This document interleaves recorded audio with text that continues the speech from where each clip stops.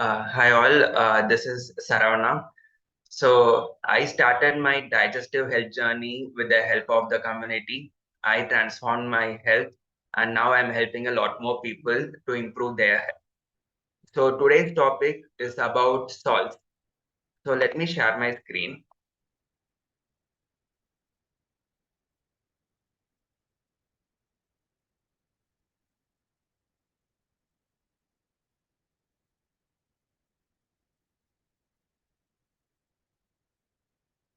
Yeah, hope you are able to see my screen. Let us understand why do we need salt. We use salt on a everyday basis, but why do we need salt? So the first thing about salt is that it is for osmotic balance. What do I mean by osmotic balance? Let's say someone is diabetic. If at the end they go for something called dialysis, this is because only when the body's balance of salt and water goes off, we go to dialysis so that we can bring that balance back. That is called osmotic balance. And second is about nerve impulses. Like when you touch something hot, you immediately take your hand. So that is happening because when you touch something hot, a nerve impulse reaches your brain and then it again comes back that you are taking your hand off. To conduct these nerve impulses, you need sodium in your body, which comes majorly from salt. And it also helps in regulating digestion and hydration. So whatever you eat, it gets broken down in the stomach, it gets assimilated, and then it is sent to the bloodstream for energy production. For all these processes, you need salt. So let's see how much salt do we need on a daily basis. Mm. So minimum is about 500 mg daily. Minimum is for people who already have issues like swelling, high blood pressure. They should take a maximum of 500 mg daily. Uh, and people who are in weight loss, they can take around 1000 to 1500 mg of salt daily. And for everyone else, 2000 mg is the max. That is 1 teaspoon of salt is the maximum that you can take in a day. Some people take too low salt. If you take too low salt, it will lead to sweet cravings. So always have it in balance. Mm. So we saw how much salt we need on a daily basis. Now let's look at how much salt do we eat daily. Mm. So research says that we are eating about 3600 mg of salt on a daily basis, which is very great compared to the maximum quantity, that is 2000 mg. So let's understand where does so much salt come from. Whenever we think of salt, we always think about the salt that we put in the vegetable curry only. But we also eat a lot of pickle. So pickle has about 1208 mg of salt in 100 grams. And our maximum is like 2000 mg only that we can take in a day. So how much pickle are we consuming on a daily basis? And ketchups. So ketchups has about 907 mg of salt in 100 grams. So how much ketchup are we taking? Like we say we take a chapati or a roti, but we also have a ketchup to avoid the sweet cravings, some people. But with that, you also get lot of salt into your body. And as the day passes by, we tend to eat a lot of processed foods like papads, chips, bread, jam, and French fries, outside foods. So whenever you go to a restaurant, Sometimes you feel bloated after eating the outside food. That is because they use a lot of salt in their preparation, which increases the sodium content in the body. That's why you also feel sometimes bloated. So we have to make sure that we are always thinking about how much salt we are taking while we are looking at all these processed foods. Okay, so now what if you eat more than the required amounts? If you eat more than 1 teaspoon of salt daily, what can happen? What are the side effects of high salt intake? So let's look at some of them. Swelling. Yeah. So because the processed food industry has grown a lot nowadays, like in the weekends, all the KFCs are crowded, all the malls are jam-packed. So we tend to eat a lot of processed foods nowadays. Because of that, our salt intake always increases. Sometimes on a Monday morning, when you wake up, you will feel some swelling in the face or swelling in the legs. For some people, the swelling is almost permanent. The swelling is because of the high salt intake. It's a side effect of high salt intake. So how does this swelling happen? So sodium potassium pump is the concept. Like in your blood, more sodium will be there, and inside your cells more potassium will be there. That's the balance that we have to maintain. But if we take in a lot of salt, then there will be lot of sodium in the blood.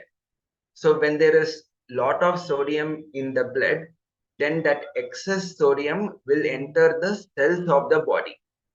That's how the cells will start swelling. That is one side effect of high salt intake. And the second common side effect is high blood pressure. Uh, that means when you take a more salt, more sodium content comes in the blood, and heart will find it more difficult to pump that blood. So it will result in high blood pressure. So what do we mean by blood pressure? So in this video, this is the walls of the artery. So when there is more salt, there is more water. So there is more pressure on these arterial walls. That is called high blood pressure.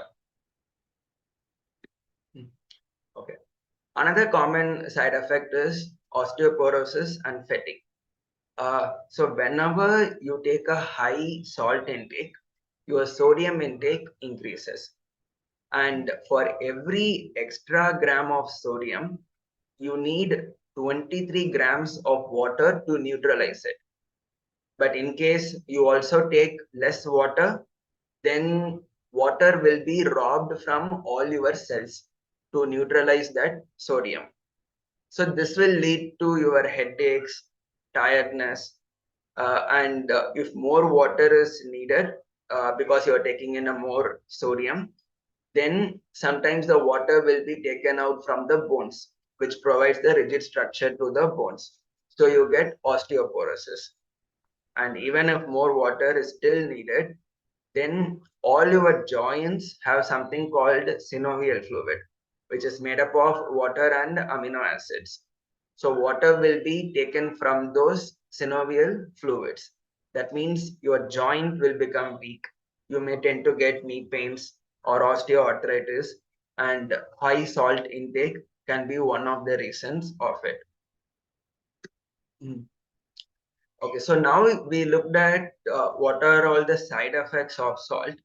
Now, when we go to a supermarket to buy a salt, you will see so many varieties of salt, and often we get confused why there are so many varieties and which is the right salt to use. So let's look at some of the varieties of salt and how to decide which is the right salt to use. Table salt. This is a common salt that we have been using for a long time, since at least my childhood. So table salt has just two minerals, sodium and chloride. But if you take seawater, the salt in the seawater, it has about 92 minerals.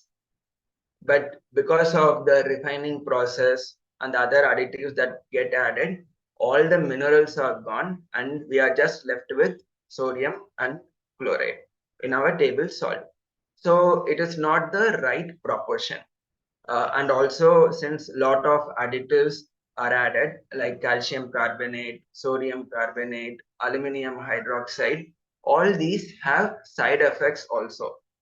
For example, aluminum hydroxide is an alloy that can settle in your brain. So it can affect your brain health. So some people have Alzheimer's dementia, Parkinson's disease, memory loss. All of this can be due to high intake of table salt. So this is not the right salt to use. We should avoid using table salt. Second is iodized salt.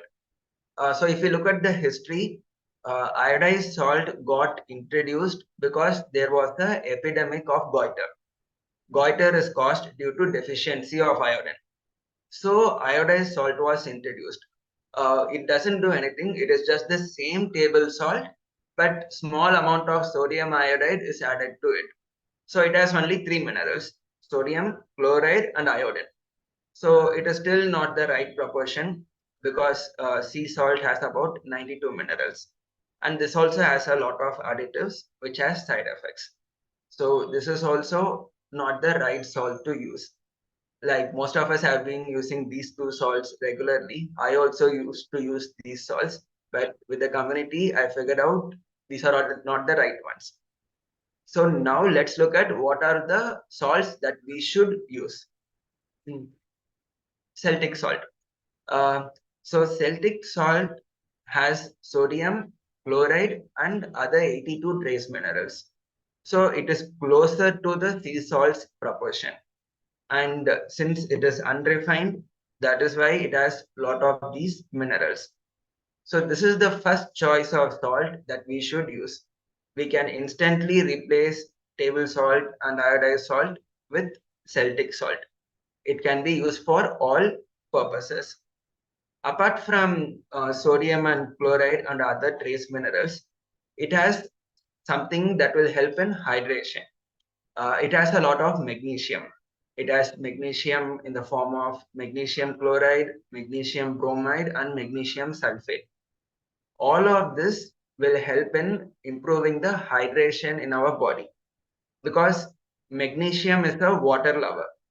That means when you drink water, if there is magnesium in your blood, then that water will enter the cells for energy production. If there is not enough magnesium, it will go to kidneys and it will be urinated out. So even for hydration, Celtic salt would help. And hydration will help you overcome the fatigue problems. So this is a good salt to take. And if you are feeling tired, then one simple thing that you can do is you can take a small crystal of Celtic salt, put it in the mouth, and take 2 glasses of water and drink it. Because of magnesium, the water will enter the cells inside your tongue. That gives you 1 unit of energy. So you will instantly feel energized. So rather than going for tea or coffee, this is something that you could try out. Okay. So the second good choice of salt is rock salt or the Himalayan pink salt. This also has all the trace minerals. Instead of taken from the seawater, this is taken from the rocks. That is why it's called rock salt. And this is also unrefined and it comes in the right proportion with all the trace minerals. Compared to Celtic salt, this has more sodium and less magnesium. So this is the second choice of salt that we can use.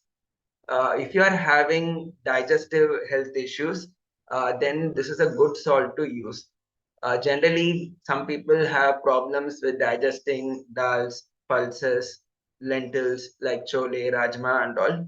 So when you soak them overnight, add a pinch of this salt to it so that it will help in better digestion. And the last variety of salt is the black salt. Black salt is also a kind of rock salt, but it has more sulfur compounds and iron compared to the Himalayan pink salt. So it is slightly more tastier. So you can use this salt for salad dressings and smoothies. Um, yeah, that's all I wanted to share. Hope this information was useful. So as your takeaways, limit your salt intake. That will limit your sodium intake. Increase your water intake and use Celtic or pink salt. Thank you. Mm.